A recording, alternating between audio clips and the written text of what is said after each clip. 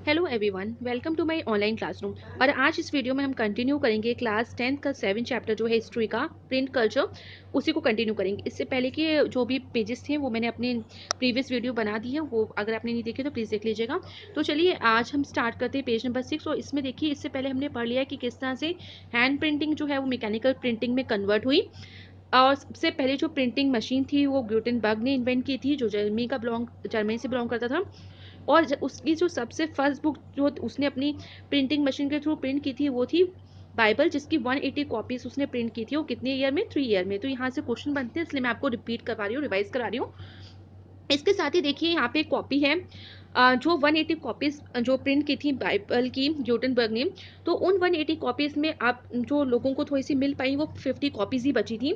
और अगर आप क्लियरली अगर देखो, हर एक कॉपी को बाइबल की ग्यूटेनबर्ग की जो प्रिंटिंग मशीन से प्रिंट हुई थी, जो कि एक न्यू टेक्नोलॉजी के थ्रू प्रिंट हुई थी, ये सारी की सारी बुक्स। जब आप इनको थोड़ा सा मैच करोगे, तो आप देखोगे कि हर एक बुक का हर एक जो पेज है उसका बॉर्डर जो डिज़ाइन है, और जो पेंट हुआ है, पेंटिंग जो हुई है, जो भी चित्र डायग्राम्स और चित्र बने हैं, फोटोज बने हैं, वो आर्टिस्ट के हैंड के द्वारा बने हैं। ठीक है, जिससे मैंने आपको बताया था कि इस प्रिंटिंग मशीन में सिर्फ प्रिंटेड मटेरियल, जितना प्रिंटिंग लेटर्स हैं वो प्रिंट हो जाते थे। बाकी जो पेज की आपकी डिज़ाइन है, जो भी पिक्चर्स आपको ड्रॉ करनी है, तो वो हर इंसान अपने हिसाब से कितना वो अफोर्ड कर सकता था, उसके हिसाब से वो आर्टिस्ट के पास जाता था और आर्टिस्ट इन चीज़ों को डेकोरेट करता था, जो भी फूल पत्ते होता था पेजेस पे। अगर आप दो पेजेस भी देखोगे, टू कॉपीज अगर बाइबल की देखोगे, तो आपको सेम नहीं मिलेगी, क्योंकि हर एक पेज में ईच कॉपी वाज डिफरेंट। ठीक है, तो ये सारी जो चीज़ें हैं वही मैं आपको एक्सप्लेन कर रही हूँ यहाँ पे। तो आप देखोगे तो कोई भी टू कॉपीज आपको सिमिलर नहीं मिलेगी, आपको उसमें कुछ ना कुछ डिफरेंसेस मिल जाएंगे, क्योंकि जो एलाइट्स, जो भी अमीर लोग होते थे जिन्होंने भी किताब खरीदी थी, उनका सबका टेस्ट अलग था। तो उस हिसाब से वो चाहते थे कि जो भी हमारे पास मटेरियल है वो हमारा मटेरियल दूसरों से अलग लगे। इसी वजह से उन्होंने हर एक पेज को अपने हिसाब से, अपने टेस्ट के अकॉर्डिंग डेकोरेट कराया था। ठीक है, डिफरेंट डिफरेंट कलर्स के थ्रू। तो यहाँ पे ये भी चीज़ें मेंशन है कि किस तरह से डिफरेंट डिफरेंट कलर्स को यूज़ किया गया, हाईलाइट कुछ जो वर्ड्स होते हैं, होली वर्ड्स होते हैं, उनको हाईलाइटेड किया गया। जैसे आपने देखा होगा बुक में, जैसे आप जब पढ़ते हो तो आप भी है ना, कि मार्कर्स के थ्रू हाईलाइट कर लेते हो कुछ वर्ड्स, ताकि आपको याद है कि हाँ ये इंपॉर्टेंट वर्ड्स है, ये इंपॉर्टेंट लाइन्स है, जो उनको आपको एग्जाम से पहले प्रिपेयर करना है। ठीक है, तो इसी तरह से इस बुक में भी जो भी इंपॉर्टेंट वर्ड्स हैं उनको अलग अलग कलर के थ्रू हाईलाइट किया गया था। साथ ही स्पेस भी लीव की थी, जिसमें आप कलर, कोई भी कलर चाहो वो फिल करा सकते हो, और कोई भी फोटो, कोई भी बॉर्डर्स आप चाहते हो उसके हिसाब से वो आप फॉलो कर सकते हो, आप करवा सकते हो। ठीक है, इसके बाद देखिए इसी पेज में नेक्स्ट एक आ रहा है, आप प्रिंटर्स वर्कशॉप, 16th सेंचुरी के प्रिंटर्स वर्कशॉप को दिखाया गया है, जहाँ से न्यू वर्ड्स आपके बन रहे हैं। क्योंकि न्यू वर्ड से हमेशा 1 मार्क क्वेश्चन आने की उम्मीद होती है एग्जाम में, तो प्लीज़ आप न्यू वर्ड्स मत छोड़िएगा, मैं भी आपको बता रही हूँ, तो वो आप प्रिपेयर करते रहिएगा, अच्छे से लर्न कर लीजिएगा अभी से। तो न्यू वर्ड्स में देखिए एक वर्ड है कॉम्पोजिटर, और सेकंड वर्ड है गैली। ठीक है, तो कॉम्पोजिटर क्या है? The person who composes the text for printing. जो पर्सन पूरा का पूरा कंपोज करता है, जो टेक्स्ट प्रिपेयर करता है फॉर प्रिंटिंग, उसको बोलते हैं कॉम्पोजिटर। और साथ ही गैली क्या है? एक metal frame in which types are laid and the text compose. ठीक है, एक मेटल फ्रेम है जिसमें जितने भी ABCD जितने भी टाइप्स हैं उसको लिखा गया है, साथ ही टेक्स्ट कंपोज होता है, उसी को बोलते हैं गैली। ठीक है, तो ये 2 वर्ड्स आपके इस बॉक्स से आए हैं, इसलिए यहाँ पे ये इंपॉर्टेंट हो जाता है। इसके साथ ही देखिए मूव करते हैं नेक्स्ट पेज पे, जहाँ पे हेडिंग आ रही है the print revolution and its impact. Print revolution मैंने आपको बताया था, रेवोल्यूशन मतलब किस तरह से जब हैंड प्रिंटिंग एक मैकेनिकल प्रिंटिंग में कन्वर्ट हुई, जिसकी वजह से इतनी सारी बुक्स मार्केट में आ गई, एक कह सकते हो कि फ्लड आ गया है, बाढ़ सी आ गई मार्केट में, और लोगों की डिमांड फुलफिल होने लगी सस्ते दामों पे। तो एक तरह का ये रेवोल्यूशन हुआ। ठीक है, इसके साथ ही इसका क्या इम्पैक्ट पड़ा, क्या इसका जिंदगी पे प्रभाव पड़ा, तो वो हम कुछ पढ़ने वाले हैं।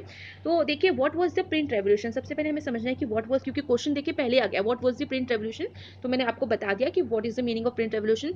इसके साथ ही it was not just a development, a new way of producing books. तो मैंने आपको बोला था कि किस तरह से हैंड प्रिंटिंग मैकेनिकल प्रिंटिंग में कन्वर्ट हुई, जिसकी वजह से बहुत ज़्यादा क्वांटिटी में बुक्स आने लगी मार्केट में, प्रोडक्शन होने लगा मार्केट में। तो आप देखिए यही चीज़ ये एक्सप्लेन कर रहे हैं कि ये जो प्रिंट रेवोल्यूशन था, ये सिर्फ एक तरह की डेवलपमेंट नहीं थी, इसके अंदर ये नहीं था कि सिर्फ बुक्स प्रोड्यूस हुई, बल्कि इसके साथ ही किस तरह से इंसानों की लाइफ भी चेंज हुई, ट्रांसफॉर्म हुई, किस तरह से रिलेशनशिप इंसानों का इंफॉर्मेशन और टेक्नोलॉजी से, सॉरी, इंफॉर्मेशन नॉलेज से रहा, किस तरह से कन्वर्ट हुआ, किस तरह से चेंज हुआ, and with the institutions and authorities it influence popular perceptions and open up new ways of looking at thing. इसके साथ ही इसने इन्फ्लुएंस किया लोगों के पॉपुलर जो परसेप्शन से कि आगे चल के भविष्य कैसा रहेगा, उसके लिए भी वेरियस रास्ते इसने खोल दिए। Let us explore some of this changes. तो किस तरह के चेंजेस हुए वो हम थोड़ा सा रीड कर लेते हैं। फर्स्ट ऑफ ऑल एक हेडिंग है ना, a new reading public. A new reading public, किस तरह से एक न्यू रीडिंग पब्लिक इमर्ज हुई सोसाइटी में, जो पढ़ने लिखने का उनको बहुत शौक रहा। तो with the printing press a new reading public emerge. ठीक है, तो सबसे पहला पॉइंट में जो पहला का ये फर्स्ट पहला, उसमें आपका किस तरह से लोगों की लाइफ इफेक्टेड हुई, किस तरह से लोगों की लाइफ में इम्पैक्ट पड़ा। तो इम्पैक्ट ये पड़ा कि एक न्यू रीडिंग पब्लिक इमर्ज हुई। ठीक है, नई पढ़ने लिखने वाले लोग इमर्ज हुए। प्रिंटिंग की वजह से जब मार्केट में बुक्स का प्राइस कम हो गया, कॉस्ट कम हो गई, तो आप देखिए जब भी किसी चीज़ की कॉस्ट कम हो जाती है तो हर कोई इसको अफोर्ड कर सकता है। तो इसी तरह से हुआ कि प्रिंटिंग जब मैकेनिकल प्रिंटिंग हो गई, क्योंकि इससे पहले हमने पढ़ा है कि हैंड प्रिंटिंग तो काफ़ी लेबोरियस और एक्सपेंसिव रहती थी, बट जो आप मैकेनिकल प्रिंटिंग थी उसके से बुक्स की कॉस्ट कम हो गई। The time and labour required to produce each book came down. ठीक है, तो ये चीज़ मैं आपको बताई थी कि किस तरह से वहाँ पे ज़्यादा टाइम लगता था, लेबर लगता था जब हाथों से बुक लिखी जाती थी। बट जब प्रिंटिंग मशीन्स के थ्रू, मैकेनिकल मशीन्स के थ्रू जब ये लिखनी जाने लगी, तो यहाँ पे टाइम और लेबर भी काफ़ी बचा, काफ़ी कम हुआ। साथ ही मल्टीपल कॉपीज़, पहले एक कॉपी को लिखने में काफ़ी टाइम लगता था, बट अब मल्टीपल कॉपीज़ आने लगी मार्केट में। ठीक है, बुक्स फ्लडेड द मार्केट। एक तरह से मार्केट में बहुत ज़्यादा बुक्स अवेलेबल हो गई, reaching out to an ever growing readership. और हर कोई इनको और ये पहुंचने लगी हर एक इंसान के पास जो भी पढ़ने का शौक रखता था। Access to books created a new culture of reading. और इसी तरह से जब बुक्स अवेलेबल होने लगी, लोगों के पास एसेसिबल होने लगी, पहुंचने लगी जगह जगह, तो अब क्या हुआ, एक न्यू कल्चर डेवलप हुआ सोसाइटी में, एक न्यू कल्चर क्रिएट हुआ, वो है रीडिंग। लोग पढ़ना लिखना शुरू कर दिया लोगों ने।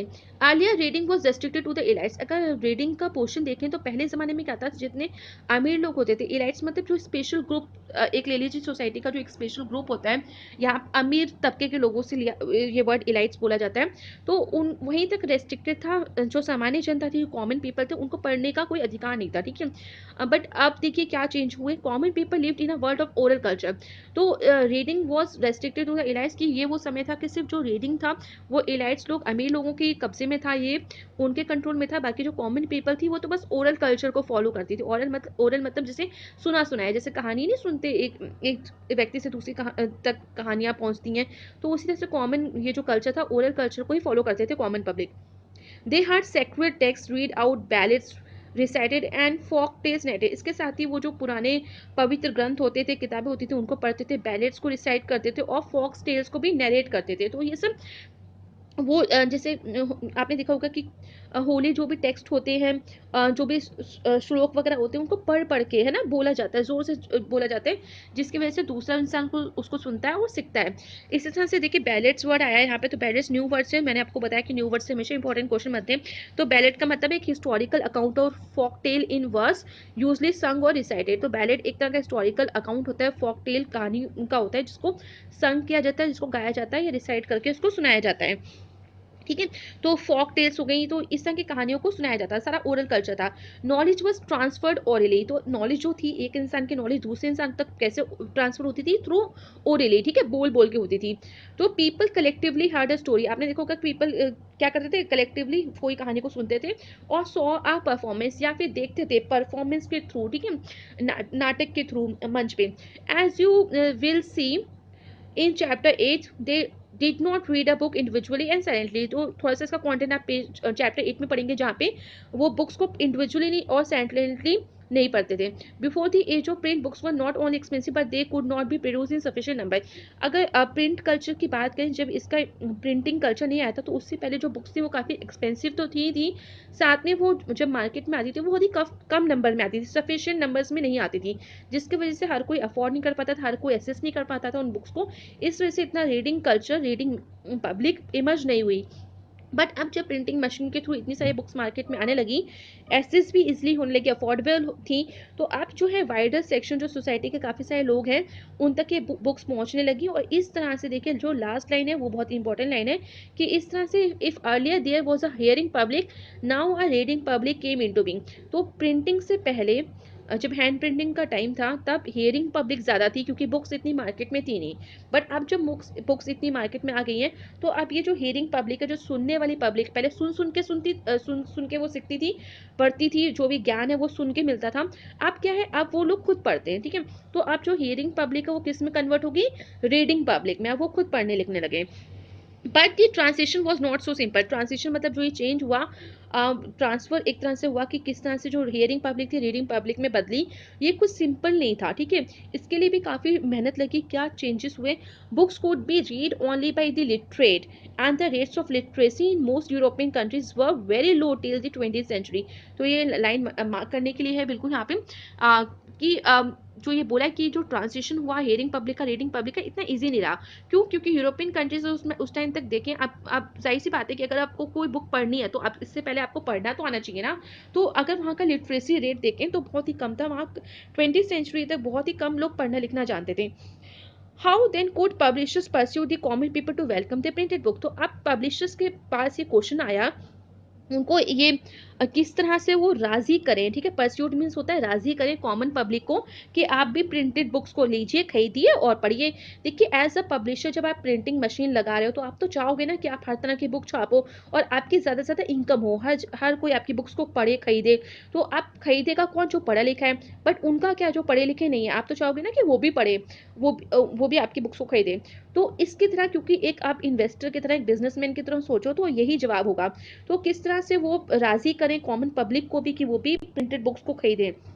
To do this, they had to keep in mind the wider reach of the printed work. Even those who did not read could certainly enjoy listening to books being read out. तो इस वजह से, क्योंकि इनका main motive था कि हर printed work जो हर एक इंसान के पास पहुंचे, चाहे उसे पढ़ना आता हो चाहे ना आता हो। तो इसके लिए इन्होंने क्या किया, अपनी बुक्स में कुछ चेंजेस किए। किस तरह के चेंजेस करें? इनका कहना था कि बेशक लोग पढ़ नहीं सकते तो एटलीस्ट हमारी बुक्स को देख के समझे या सुन के इंजॉय करें हमारी बुक्स को।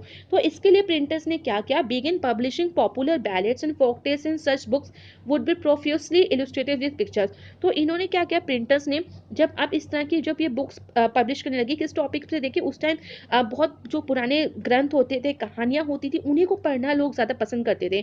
तो जब ये कुछ लोग जो सोसाइटी में पढ़े लिखे नहीं थे बट उनको भी चाहते थे कि ये बुक्स खरीदे, तो प्रिंटर्स ने क्या किया, ऐसी किताबें छापी जिसमें ये पुराने ग्रंथ, जो कहानियाँ, उनको पहले से थोड़ी नॉलेज हो, उन्होंने सुन चुके हों वो कहानियों को, उन किताबों पे छापा।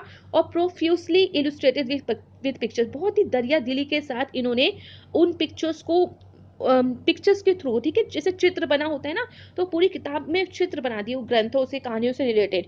These were then sung and recited at gatherings in villages and in taverns in towns. इसके साथ ही अब इन किताबों को लेके लोग जो कहानियां समझते थे उसको संग, ठीक है, गा के रिसाइट करके, जब विलेज में लोग गैदरिंग्स में बैठते ना, इकट्ठे मिलजुल के बैठते थे, तो वहां पे सुनाया जाता था। साथ ही जो टेवर्न्स इन टाउन, साथ ही वो इन किताबों का डिस्कशन करते थे। कहाँ पे? टेवर्न्स इन टाउन्स में। देखिए यहाँ से 1 मार्क क्वेश्चन बन जाता है। टेवर्न्स क्या है?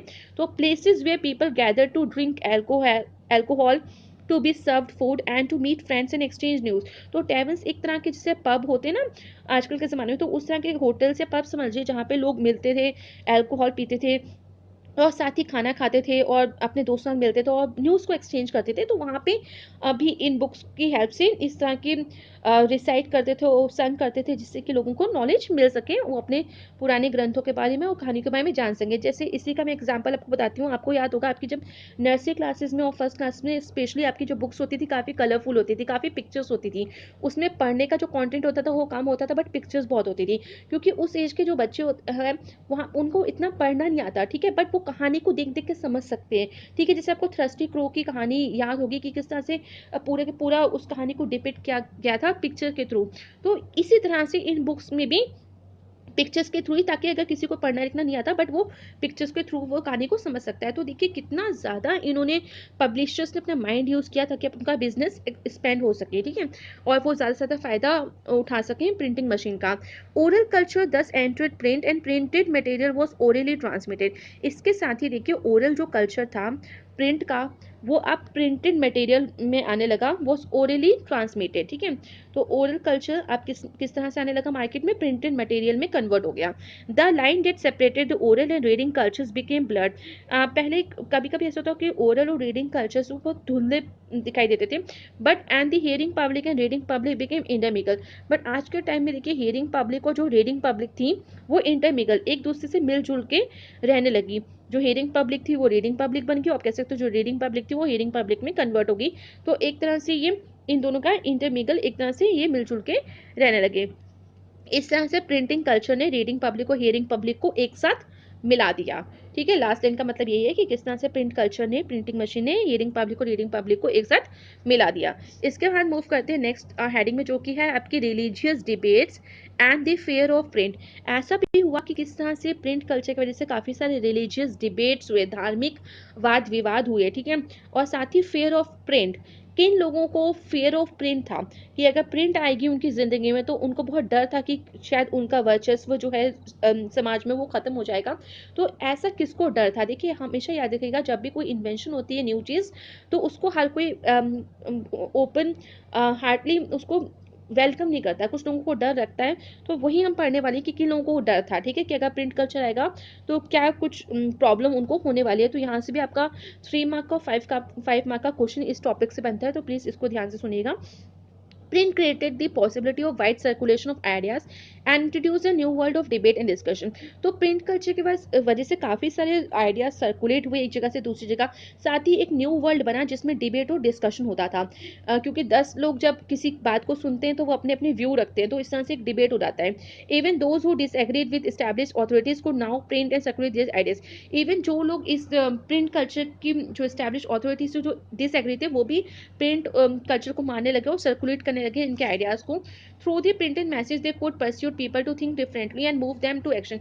इसके साथ ही जो प्रिंटेड मैसेज के थ्रू वो लोगों को राजी कर सकते थे कि आप जो भी थिंग जो भी आप सोचते हो, ठीक है, जो भी डिफरेंट डिफरेंट थिंग्स आप सोचते हो उसको आप करिए, उसको एक्शन में लाइए।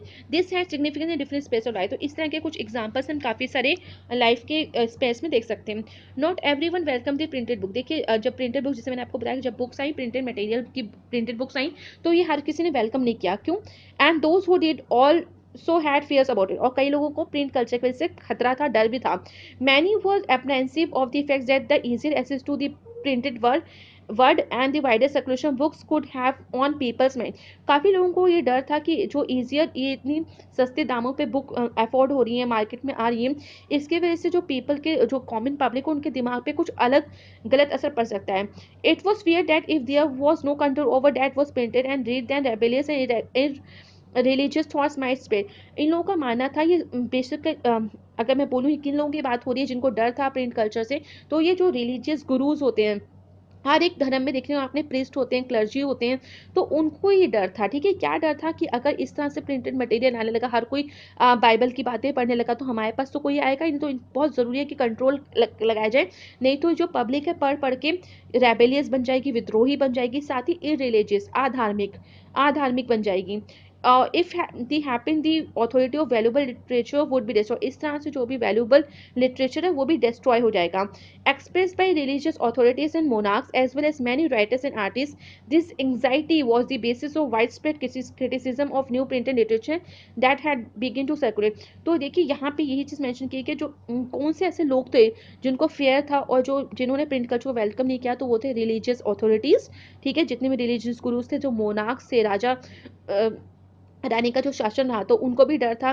साथ ही कुछ राइटर्स और आर्टिस्ट भी थे जो वरीड थे कि अगर इसी तरह से वाइड स्प्रेड ये तरह से प्रिंट लिटरेचर आने लगा तो क्रिटिसिज्म दूर नहीं है कि लोग उनका क्रिटिसिज्म करें। तो लेट अस कंसीडर इसी तरह का एग्जांपल देखिए यहाँ पे, one sphere of life in early modern Europe namely religion. तो इसी तरह का एक इम्प्लीकेशन देखते हैं किस तरह से एक लाइफ का स्पेयर है हमारे रिलीजन, जिसमें प्रिंट कल्चर को बिल्कुल वेलकम नहीं किया गया। तो इसी का देखिए एक एग्जांपल यहाँ पे दिया, यहाँ से बहुत इंपॉर्टेंट क्वेश्चन मार्क के बनते हैं, तो प्लीज़ इसको ध्यान से सुनिएगा। इन 1517, ठीक है, तो ये ईयर भी काफ़ी पूछा जाता है, तो इस ईयर में क्या हुआ था।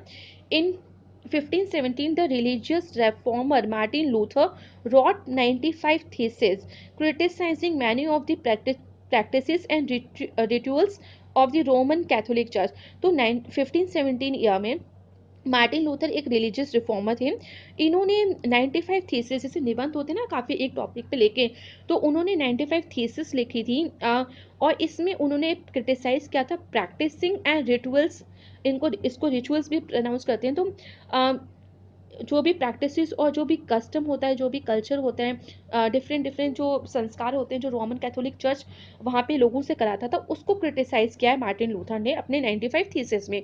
इस टॉपिक पे उन्होंने ये पूरी के पूरे 95 थीसिस लिखा, और इसकी एक कॉपी जब उन्होंने प्रिंट कराई तो उन्होंने पोस्ट कर दी चर्च के डोर पे विटेनबर्ग में। इट चैलेंज, और इस कॉपी में उन्होंने क्या चैलेंज किया, साथ ही इस कॉपी के साथ उन्होंने it challenge the church to debate his ideas. उन्होंने इस कॉपी में पूरा का पूरा लिखा था कि किस तरह से रोमन कैथोलिक चर्च क्या क्या प्रैक्टिस, क्या क्या जो भी वहाँ पे रिचुअल्स फॉलो कर रहा है वो लॉजिकल नहीं है, कुछ बुराइयां हैं उनमें। देखिए हर एक धर्म में कुछ सोशल इवल्स होती हैं, तो इसी तरह से अम, यहाँ पे रोमन कैथोलिक चर्च की प्रैक्टिसेस में भी कुछ गलतियां या फिर कुछ बुराइयां थी जो उन्होंने मेंशन करी अपनी कॉपी में, और साथ ही चैलेंज भी किया चर्च को कि आइए और मेरे साथ डिबेट करिए इन आइडियाज में। Luther's writing were immediately reproduce in vast number. तो लूथर की जो राइटिंग थी 95 थीसिस इतनी फेमस हुई कि बहुत ज़्यादा डिमांड हुई, मार्केट में लोगों ने पढ़ना शुरू किया। और इसके साथ ही this led to a division within the church and to the beginning of the Protestant Reformation. इसके साथ ही रोमन कैथोलिक चर्च का डिवीजन भी हुआ, जो लोग उनके रिचुअल्स और जो प्रैक्टिस उनसे सहमत नहीं थे, उनके फेवर में थे, वो लोग अलग हो गए और उन्होंने प्रोटेस्ट करना स्टार्ट कर दिया रोमन कैथोलिक चर्च के अगेंस्ट। उसी को बोलते हैं प्रोटेस्टेंट रिफॉर्मेशन, ठीक है। तो यहाँ पे न्यू वर्ड्स में दिया है प्रोटेस्टेंट रिफॉर्मेशन मतलब ए 16th century movement. 16th century में एक मूवमेंट हुआ था जिसमें उन्होंने क्या जिम्मेदारी ली थी कि कैथोलिक चर्च में कुछ रिफॉर्म करेंगे, ठीक है। और ये Catholic church dominated by Rome. इन कैथोलिक चर्च को कौन डोमिनेट करता, रोम के द्वारा। Martin Luther was one of the main Protestant reformers. तो मार्टिन लूथर भी एक उनमें से एक बहुत ही मेन प्रोटेस्टेंट रिफॉर्मर्स रहा, जो चाहता था Catholic church, Roman Catholic church में जो भी बुराइयां उनको खत्म कर दिया जाए। Several tradition of anti Catholic Christianity developed out of the movement. और इस तरह से इस मूवमेंट में काफ़ी सारी कैथोलिक चर्च के खिलाफ एंटी कैथोलिक क्रिश्चियनिटी डेवलप की गई। इसके साथ ही लूथर्स के जो ट्रांसलेशन ये आए, इस एक ट्रांसलेशन था न्यू टेस्टामेंट, जिसकी 5000 कॉपीज फ्यू वीक्स में बिक गई। उसके साथ ही इसका सेकंड एडिशन भी आया, 3 मंथ के अंदर ही आ गया था।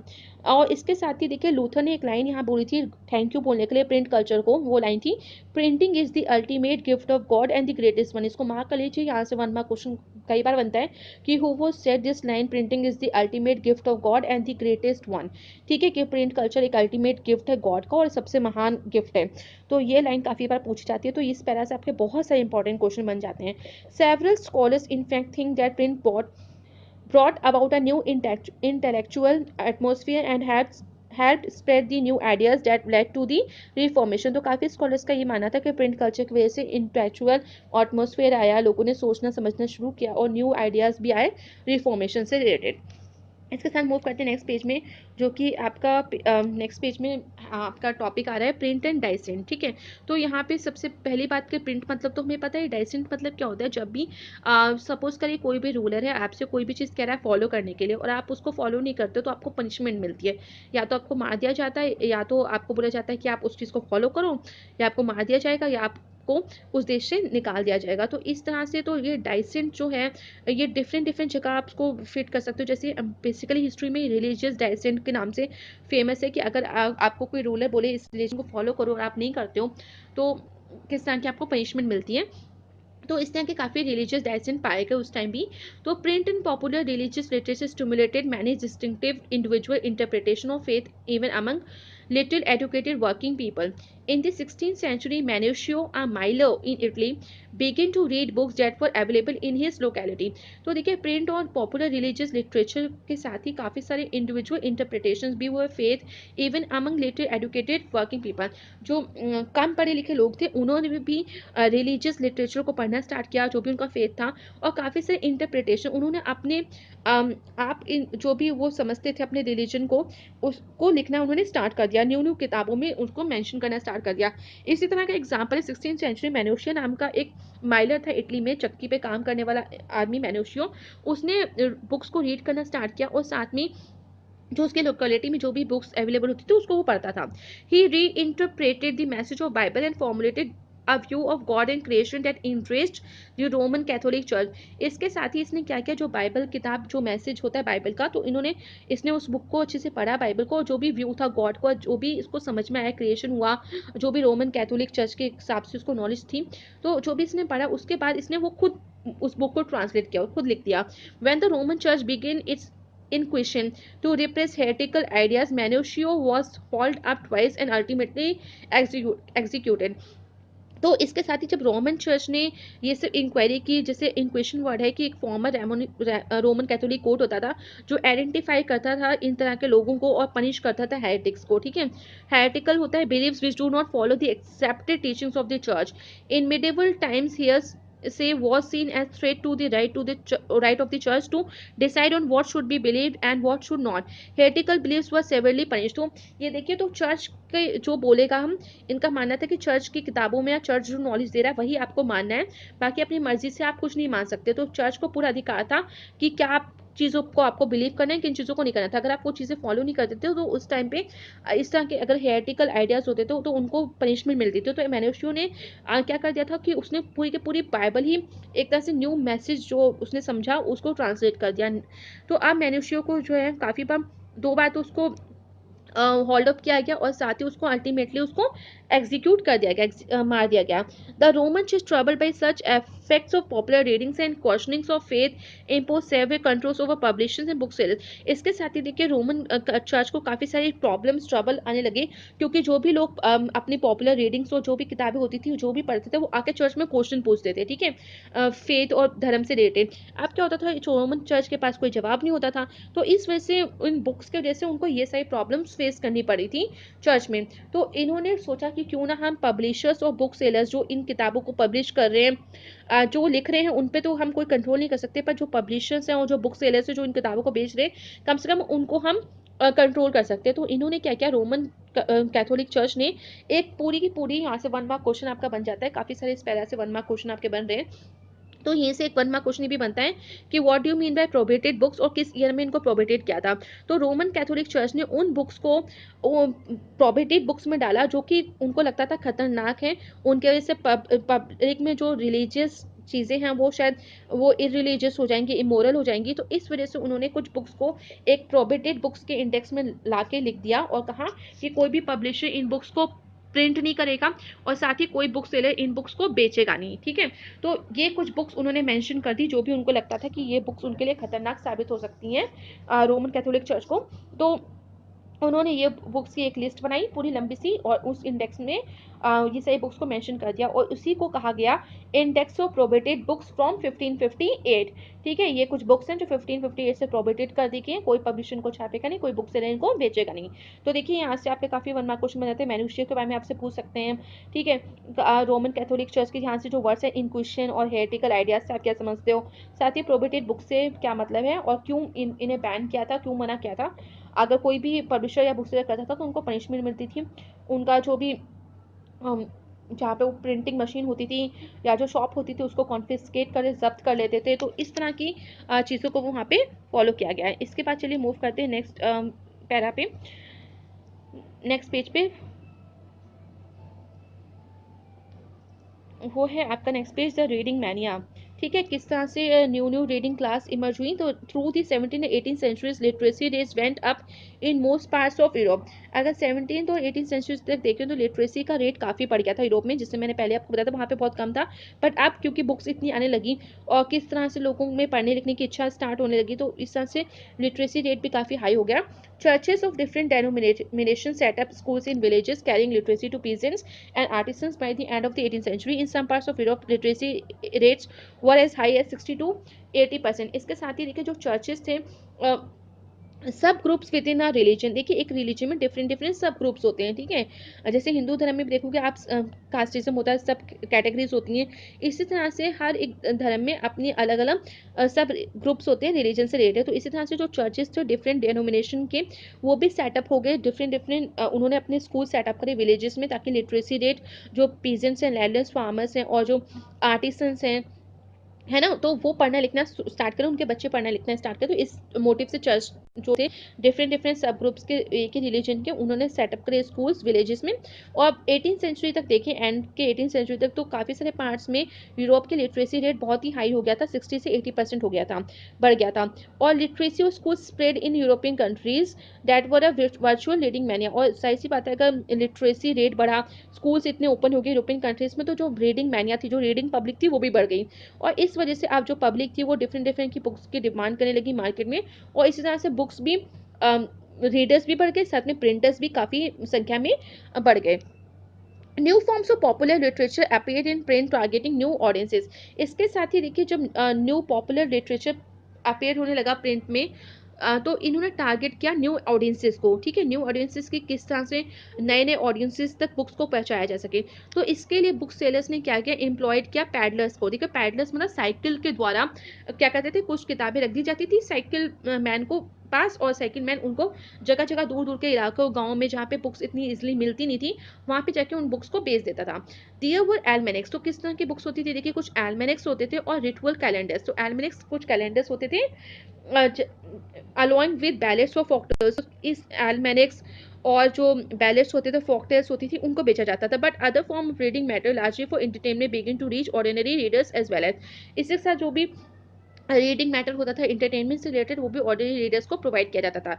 इसके साथ ही देखिए इंग्लैंड में क्या था, इंग्लैंड में पेनी चैप बुक्स, ठीक है, तो यहाँ से 1 1 मार्क क्वेश्चन आपके काफी बनते हैं कि हु वर पैडलर्स और व्हाट डू मीन बाय एल्मेनेक्स। ठीक है, एल्मेनेक्स एक तरह के कैलेंडर्स होते थे, देखिए यहाँ पे मेंशन किया गया है। Almanac means an annual publication giving astronomical data, information about the movements of the sun and moon, timing of full tides and eclipses, and much else that was of importance in the everyday life of people. जिस calendar में आप देखोगा कि आपको काफ़ी सारी information मिल जाती है, तो उसी तरह के एल्मेनिक्स होते थे जिसमें सन और मून की मूवमेंट, टाइड, फुल टाइड्स और एक्लिप्सिस के बारे में एस्ट्रोनॉमिकल डाटा भी प्रोवाइड होता था। इसके साथ देखिए चैप बुक्स क्या होती थी, एक term use to describe pocket size books that are sold by travelling pedlars called chapman. These became popular from the time of the 16th century print revolution. तो प्रिंट रेवोल्यूशन जब 16th century में काफ़ी famous हुई। Chap books pocket size की छोटी छोटी books होती थी, चीप बुक्स होती थी, सस्ते दामों पे बेचा जाता था। और इनको कौन बेचता था, पैडलर्स, ठीक है, दूर दराज के इलाकों में पैडलर्स साइकिल चला के जाते थे और उनको बेचते थे। उन्हीं पैडलर्स को बोलते थे चैपमैन। ठीक है, तो यहाँ से आपके 1 1 क्वेश्चन बन जाते हैं। तो इंग्लैंड में देखा जाए तो पेनी चैप बुक्स काफ़ी फेमस हुई। यहाँ पे पैडलर्स जाते थे जिनको चैपमैन बोलते थे। वो इनको पैनी में, ठीक है, जो 1 1 रुपये होता था पैनीज में सेल करते थे पुअर लोगों को, जो कि बहुत काफ़ी पुअर होते हैं, जो इनको अफोर्ड नहीं कर पाते तो उनको बेचते थे। In France were the Bibliotheque Bleue. इसी के साथ देखिए इंग्लैंड में पेनी चैप बुक्स थी, तो इसी तरह से फ्रांस में बेलोथिक ब्लू नाम की किताबें बुक सेलर्स ने स्टार्ट की। विच वर लो प्राइस स्मॉल बुक्स। ये स्मॉल बुक्स होती थी, लो प्राइस, बहुत सस्ती होती थी। और जब सस्ती हैं तो देखिए क्वालिटी होती थी, तो पुअर क्वालिटी पेपर होता था, इस वजह से सस्ती होती थी। और जो बाउंड इन चीप, इनको जो इनकी बाइंडिंग होती थी, बाउंड होती थी, वो ब्लू कलर के कवर से होती थी, जो भी काफ़ी सस्ते कवर होता था, ब्लू कवर, इसकी वजह से इसका नाम बिलोथिक ब्लू है। ठीक है, then there was the romances printed on 4 to 6 pages and the more substantial histories which were stories about the past. Books were of various sizes serving many different purposes and interests. इसके साथ ही देखिए different तरह के जो भी romances से related books हैं 4 to 6 पेजेस में आती थी। सब्सटेंशियल स्टोरीज हो गई, पास से रिलेटेड कुछ स्टोरीज होंगी वो आने लगी। बुक्स जो थी हर साइज़ की आने लगी, ठीक है, सर्विंग मेन, और ये इसलिए आने लगी हर साइज़ की ताकि लोगों के इंटरेस्ट के हिसाब से उनके डिफरेंट पर्पज़ के हिसाब से उनकी डिमांड को फुलफिल किया जा सके।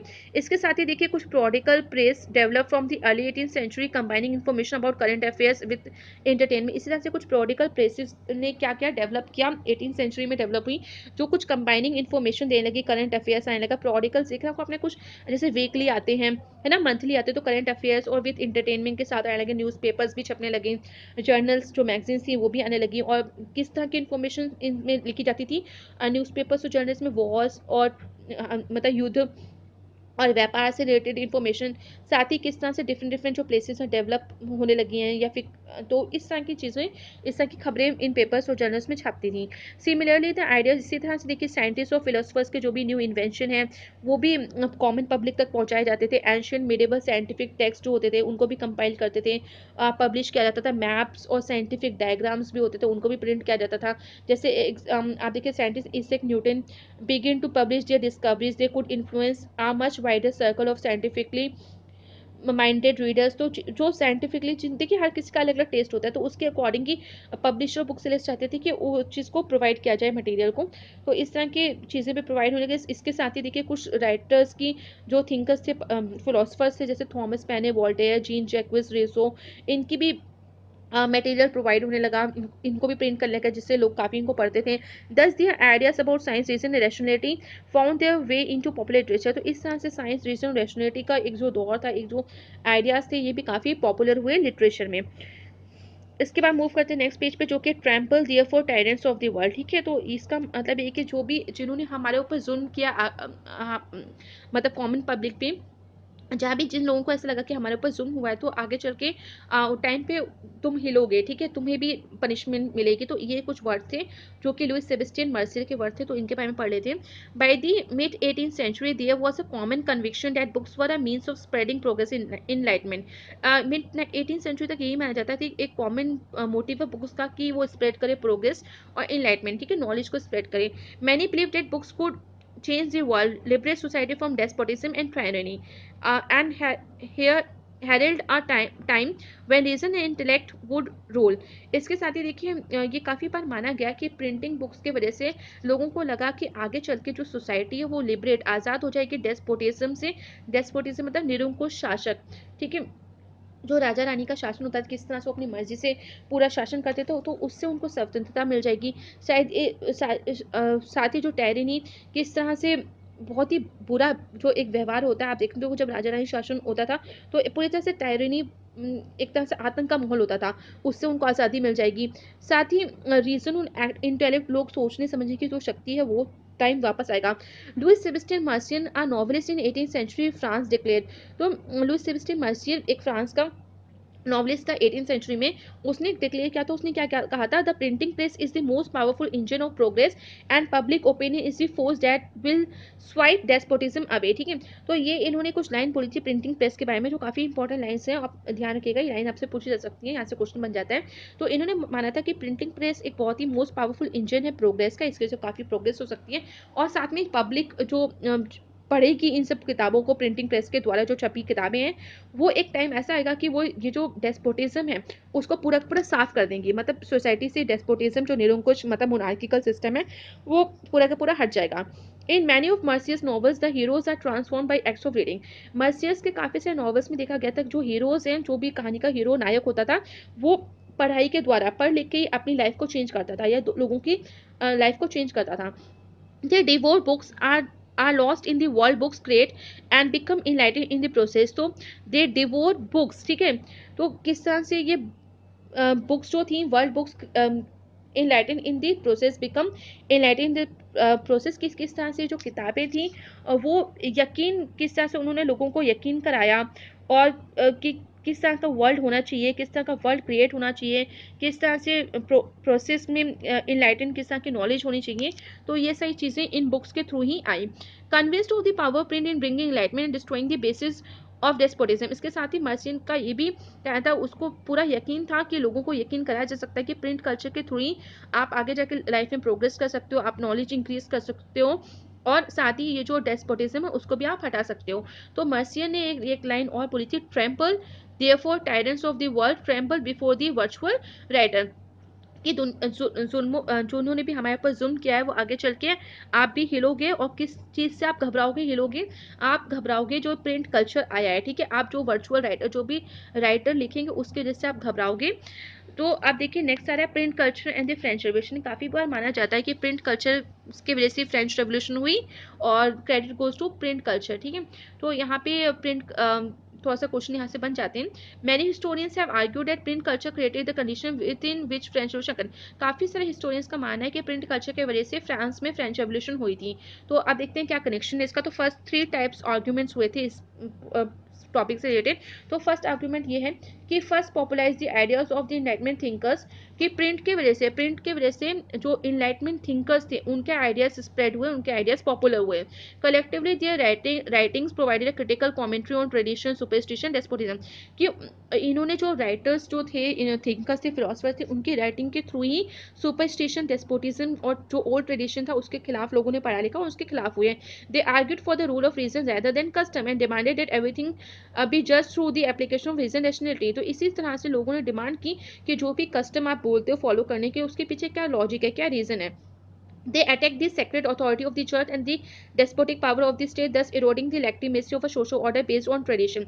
इसके साथ लोगों ने अटैक किया जो सेक्रेट, जो पवित्र ग्रंथ और जो भी चर्च की अथॉरिटी थी, जो भी चर्च उनको बोलता था कि ये चीज़ें फॉलो करें, तो लोगों ने, और जो डेस्पोटिक पावर थी मोनार्चिकल सिस्टम की, तो उस पर भी लोगों ने क्वेश्चनिंग करना स्टार्ट कर दिया और बोला कि आप अगर ये ट्रेडिशन बोलते हो, सोशल ऑर्डर जो बेस्ड है इस ट्रेडिशन पे वो फॉलो करने का, तो उसके पीछे क्या रीज़न है. The writings of Voltaire Rousseau were read widely, and those who read these books saw the world through new eyes that were questioning critical rational. तो देखिए लास्ट लाइन बहुत ही इंपॉर्टेंट है कि जिन्होंने भी वोल्टेयर रूसो की किताबें पढ़ी, तो उन्होंने जब वर्ल्ड को देखना स्टार्ट किया इन बुक्स के थ्रू, तो अपनी पुरानी आंखों के द्वारा नहीं, बल्कि न्यू आंखों के द्वारा, न्यू आंखों के मतलब पढ़ी लिखी आंखों के द्वारा, और पढ़ी लिखी आंखों में किस तरह के सवाल थे, क्वेश्चनिंग थी, क्रिटिकल था, और रेशनल के बेस पे उन्होंने वर्ल्ड को देखना स्टार्ट किया. सेकेंड आर्ग्यूमेंट ये है कि print created a new culture of dialogue and debate. Print culture ने एक न्यू सोसाइटी डेवलप की, न्यू कल्चर डेवलप किया जिसमें डायलॉग और डिबेट था, कि हर कोई अपनी बात को बोलता था, डिबेट करता था. All values, norms, and institutions were evaluated and discussed by a public that had become aware of the power of reason and recognized the need to caution existing ideas and beliefs. Within this public culture, new ideas of social revolution came into being. इसके साथ ही कई लोगों ने अपनी जो values, norms और institution थे फिर से री इवेल्यूट किया, उनको डिस्कस किया पब्लिक ने, और किसके थ्रू किया, बाय रीज़न. ठीक है, कि क्वेश्चन पूछे गए कि क्या रीज़न है इसके पीछे, क्या आइडियाज़ और बिलीव्स हैं कि आप इस चीज़ों को फॉलो करने के लिए हमें कहते हो. तो इस तरह से एक सोशल रेवोल्यूशन का आइडिया सोसाइटी में आया. थर्ड है कि by the 1780s there was an outpouring of literature that mock the royalty and criticise the modernity. इसके साथ ही 1780s में जो लिटरेचर आता था वो काफ़ी मजाक उड़ाता था रॉयल लाइफ का, रॉयलिटी का, और क्रिटिसाइज करता था मोरालिटी को.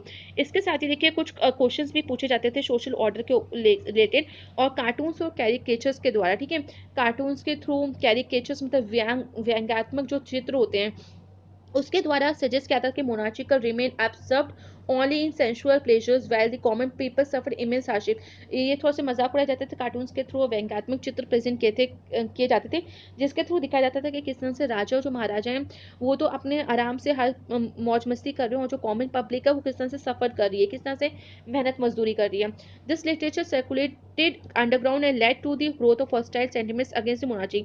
और इन्हीं लिटरेचर जिस तरह से सर्कुलेट हुए हर जगह, इसी की वजह से काफ़ी सारे सेंटिमेंट्स अगेंस्ट मोनार्चिकल हॉस्टाइल मीन्स शत्रुतापूर्ण जो सेंटिमेंट्स है वो रेज हुए लोगों के बीच में अगेंस्ट दी मोनार्ची.